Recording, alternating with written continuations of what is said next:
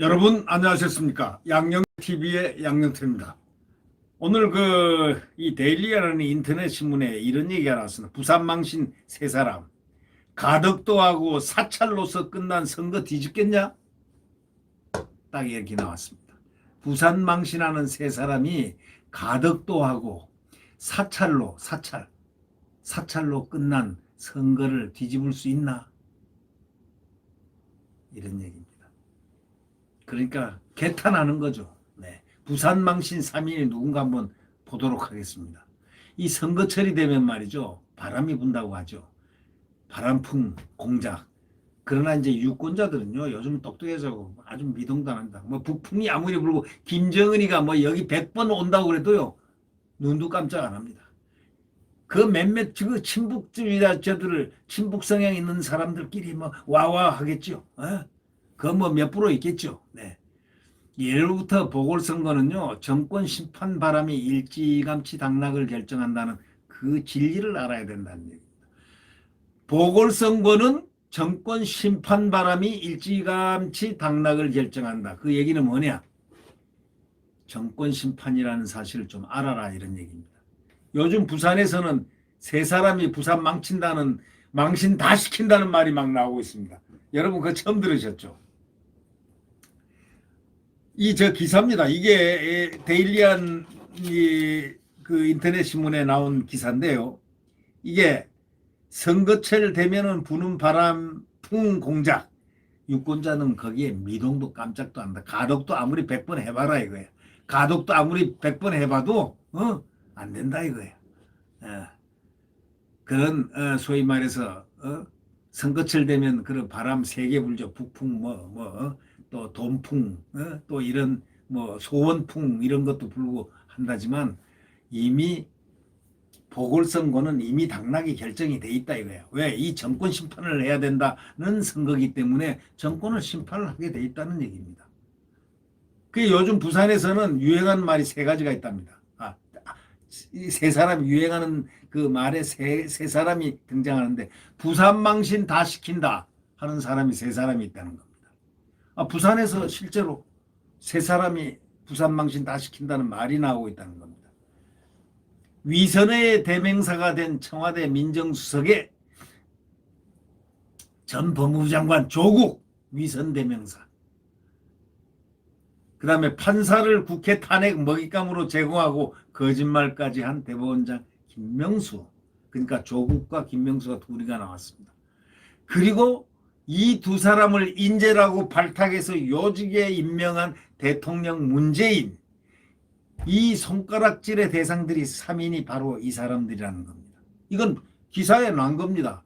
지금 데일리안이랑 기사에 난 건데 부산의 지금 기류가 그렇다는 겁니다.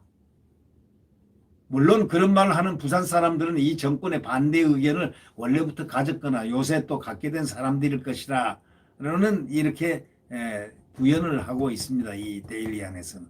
정권 편드는 사람들은 그 3인이 오히려 자랑스럽겠죠. 자랑스럽겠죠. 부산을 수치스럽게 한다고 보진 않기 때문에 자랑스럽다고 보겠죠. 이 부산은 인천과 대전처럼 전국 지역에서 아주 출신 배경을 둔 사람들이 전국형들이 많이 모여 사는 도시의 특성입니다. 또 남쪽 또 항구라는 점으로 보면 전통적으로 야당 성향이 좀 강하죠. 김영삼도 노무현도 부산에서 정치를 시작했지 않습니까? 그래서 야도라고 불립니다. 야도. 여도가 아니고 야도. 야구에 열광하는 사람들이 많은 도시에서 야도라고 또 한다고 합니다. 야구를 좋아한다고. 그 야구 야자가 그 한자로 거친 야 아닙니까? 광야라고 할 때 야. 예. 이 야도 유권자들이 국민에게 욕을 먹는 일들만 사서 하는 정권 그 아래에서 치러지는 시장 보궐선거. 야당 후보를 압도적으로 지지하는 여론조사가 나오는 건 지극히 당연한 일이다 이거죠. 지금 부산에서는 아무리 가덕도에 돈을 뭐 몇십 조를 붓든 뭘 하든 해도 야성이 이긴다는 그런 바람이 아주 세다는 겁니다. 그 보궐선거는 여당 소속 시장의 그 성범죄로 인해서 수백억 원의 국민 세금이 생으로 들어가게 된 1년짜리 시장 자리 보충하는 선거입니다. 제1야당 국민의힘 경선 후보 박영준은 현재 여론조사에서 집권 민주당의 김영춘의 10% 이상이나 앞서 있습니다. 4월 7일 투표함을 열어보면 그 차이가 줄어들거나 역전될 수 있을지 몰라도 현재로서는 그렇다 이겁니다. 근데 여러 조건하고 상황을 고려해보면 그 격차가 10포인트 이상 났으면 낫지 그 이하는 안 내려갈 것 같다는 또 그런 얘기도 있습니다. 그래서 이번 선거는 정권 심판인데 이 서울은 또 모르죠. 근데 부산은 이렇다 이거죠. 이 서울은 하도 이상한 데라서 말이죠. 네, 잘 모르지만 이 부산은 확실히 그렇다는 그런 경향이 지금 있다는 겁니다. 부산 보선은 사실상 처음부터 끝나 있다고 다들 그렇게 보고 있다는 얘기가 있습니다. 국민의힘이 아무리 흡족하지 않더라도 이 당 후보를 찍어줄 사람이 많을 수밖에 없는 게 바로 그 부산이라는 지역적 지정학적 특징이라는 겁니다.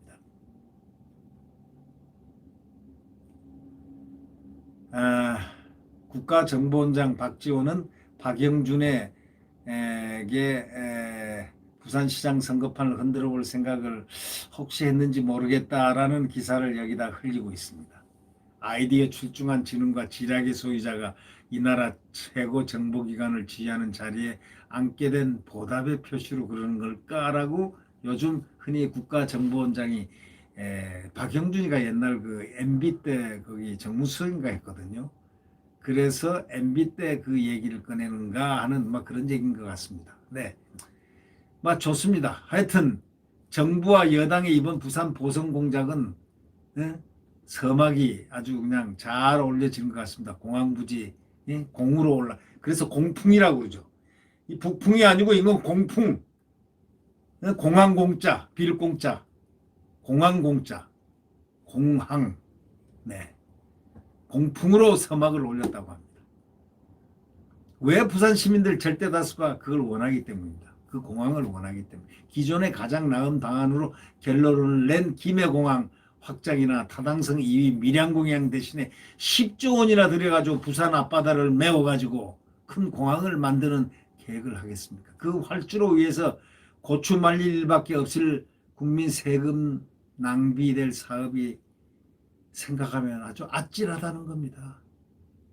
거기 공항이 안 된다는 입지가 아니라는 거. 거긴 거센 파도, 거센 바람이 불기 때문에 비행기 이착륙이 상당히 어렵다는 건데 왜 그 결과가 전부 다 이 국제적으로 다 공인된 소위 그 조사단에서 다 조사를 한 결과인데도 이 정부는 가덕도에 매달리고 있는지 그래도 이겨보려고 안간힘을 쓰고 있습니다. 네.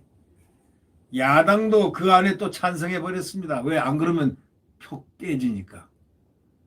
그렇지만 그 바람은 간단히 소멸됐습니다. 그건 야당이 한 게 아니니까. 선거 앞에 장사가 있습니까? 잘못된 것인 줄 알면서도요. 그냥 꼼뻑 아무 말도 못하고 따라갑니다. 국민의힘이 법안 통과에 적극 지지하겠다고 하니까 다시 잠시 중추했던 이 당 지지율이 다시 올라갔습니다. 이게 참 이런 상황에서 참 박지원 구원투수의 변화구가 던져졌는데 정보 사찰의 바람 정풍이 또 불었다는 겁니다. 이명박 정부에서 국가정보원이 국회의원 전원 대상 불법 사찰을 했다는 폭로가 진보 좌파 매체에서 보도되고 민주당 대표 이낙연이가 예의 충격적이다는 화법으로 화답을 하고 이낙연은 혼자만 충격받는 모습을 자주 보입니다. 이낙연의 모습 혼자 충격 잘 받습니다. 그리고 충격받은 걸 애써 표현합니다.